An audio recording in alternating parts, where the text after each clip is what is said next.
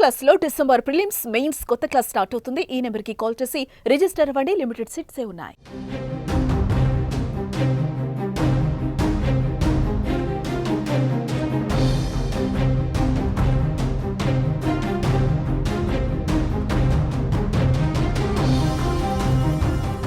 కామారెడ్డి జిల్లాలో triangle death mystery ఉత్కంఠ రేపుతుందని చెప్పుకోవచ్చు. ఓ ఎస్ఐ, మహిళా కానిస్టేబుల్, కంప్యూటర్ ఆపరేటర్ అదృశ్యమై చెరువులో విగత జీవులుగా కనిపించడం ఇప్పుడు సంచలనంగా మారింది.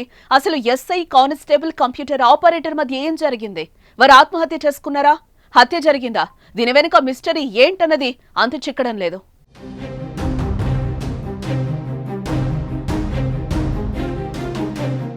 బీబీపేట పోలీస్ స్టేషన్లో పనిచేసే కానిస్టేబుల్ శృతి బుధవారం సాయంత్రం నుంచి అదృశ్యమైంది. డ్యూటీ ముగిసిన తర్వాత రాత్రైనా శృతి ఇంటికి రాకపోవడంతో ఆమె తల్లి తాడ్వాయిలో కానిస్టేబుల్ గా పనిచేస్తున్న శృతి స్నేహితురాలికి ఫోన్ చేసింది.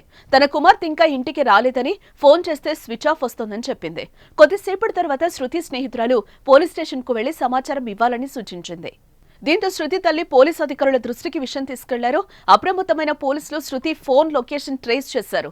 44వ జాతీయ రహదారి వెంబడి ఉన్న అడ్లూరు ఎల్లారెడ్డి పెద్ద చెరువు వద్ద ఫోన్ సిగ్నల్స్ ఉన్నట్లుగా గుర్తించారు. పోలీసులు అక్కడికెళ్లి పరిశీలించడంతో శృతి ఫోన్తో పాటు బిక్కనూరు ఎస్ఐ సాయి కుమార్ కారు, చెప్పులు, బీబీపేట గ్రామానికి చెందిన నిఖిల్ అనే వ్యక్తి చెప్పులు, ఫోన్ కూడా చెరువు ఒడ్డున కనిపించాయి. చెరువులో గాలించగా శృతి, నిఖిల్ మృతదేహాలు లభ్యమయ్యాయి. కానీ ఎస్ఐ జాడ కనిపించలేదు. అయితే గురువారం ఉదయం ఆ చెరువులోనే ఎస్ఐ మృతదేహం బయటపడింది.